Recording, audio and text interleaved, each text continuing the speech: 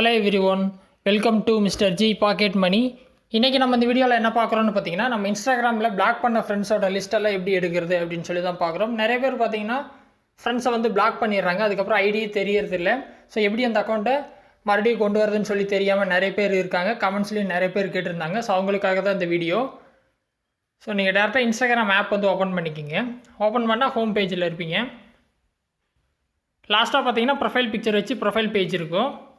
Profile page போயிட்டீங்க அப்படின்னா right side டாப்பில் 3 பார் இருக்கும். அதை கிளிக் பண்ணி செட்டிங்ஸ் அண்ட் ப்ரைவசி போங்க. ஸோ அதில் கீழே ஸ்க்ரோல் பண்ணிகிட்டே வாங்க. Who can see your content அப்படிங்கிற ஒரு டாபிக் கொடுத்துட்டு அதில் ஒரு 4 ஆப்ஷன் இருக்குது. இதில் பார்த்தீங்கன்னா பிளாக்டுன்னு இருக்கும். ஸோ எத்தனை பேர் பிளாக் பண்ணியிருக்கீங்க அப்படின்னு சொல்லிட்டு அதுலேயே இருக்கும்.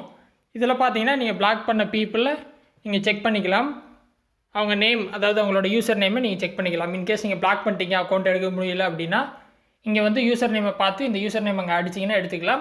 பட் அன்பிளாக் பண்ணணும். அன்பிளாக் பண்ணாட்டி இவங்க சர்ச் லிஸ்ட்டில் இந்த கான்டாக்ட்ஸில் வரமாட்டாங்க. ஸோ இன்கேஸ் யாராவது அன்பிளாக் பண்ணணும் அப்படின்னா நீங்கள் அன்பிளாக் பட்டன் இருக்கும், கிளிக் பண்ணிவிட்டு அன்பிளாக் கொடுத்துக்கலாம். ஸோ ரொம்ப சிம்பிள். இப்போ போயிட்டு இவங்களோட யூசர் நேமை நான் வந்து அங்கே அடித்தேன் அப்படின்னா கண்டிப்பாக இவங்களோட அக்கௌண்ட் வந்து எனக்கு சர்ச் லிஸ்ட்டில் வரும். சரியா?